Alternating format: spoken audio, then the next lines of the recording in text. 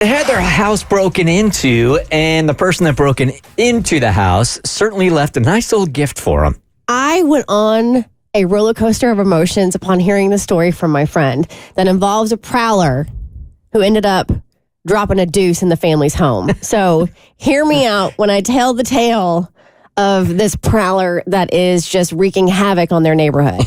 So my friend and I are driving to the mountains with our kiddos. They're in the back seat watching Boss Baby, completely in their own world.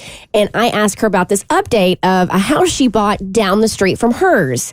Her mom is going to live here half the year, right? So they found a house, walking distance from theirs. It's perfect. So Noni is going to be like in this house, but this house needed some renovations and some love. So it's been vacant for a while as my friend is renovating it, right? And so, of course, I'm asking him like, hey, so how's the house going? When's Noni going to be, when's Noni going to be here? And she's like, oh, have I told you about the prowler? And I was like, obviously no.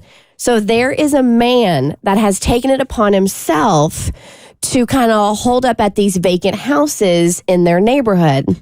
There's another house down the street that's being worked on as well. So any time of day, it's non-specific. He shows up and he just kind of makes the backyard and the porch his home.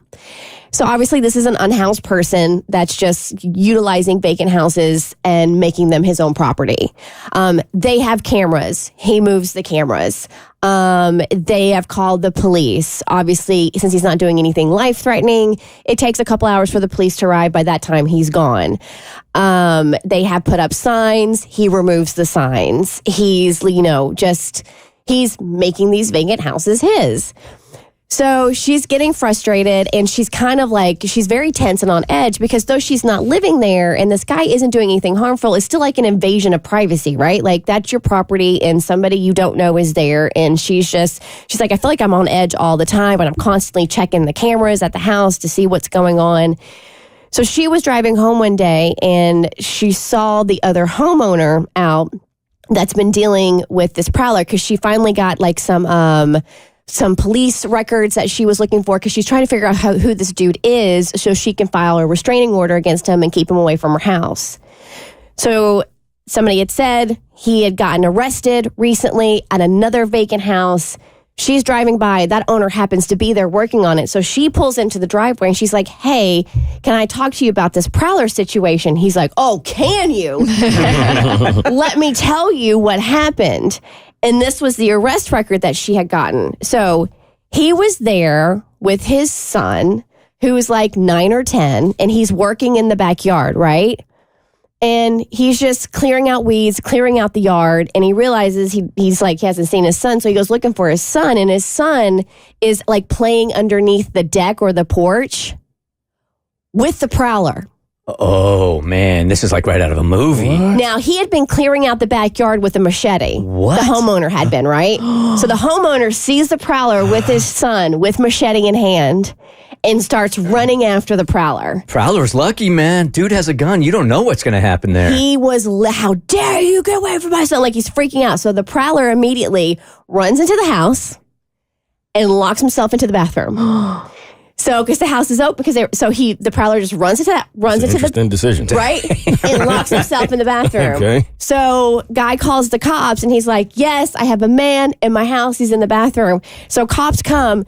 So the prowler decides, I guess the guy with the machete literally scared the S out of him. So he takes a dump. I kid you not. He takes a dump in the bathroom, and then the police are able to get in and arrest him. That man's stomach was in there going to war. Is that not bananas? And I'm like, girl, you're lying. She's like, no. Like, he was so overcome with emotion when he was telling me the story. Like, he was still so irate.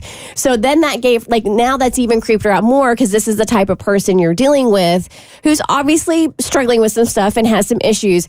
But yeah. That could have ended way worse than that, man. Yeah, so the dude's just a machete and he's clearing out brush in his yard and turns around and there's this prowler dude just hanging out with his kid underneath the porch.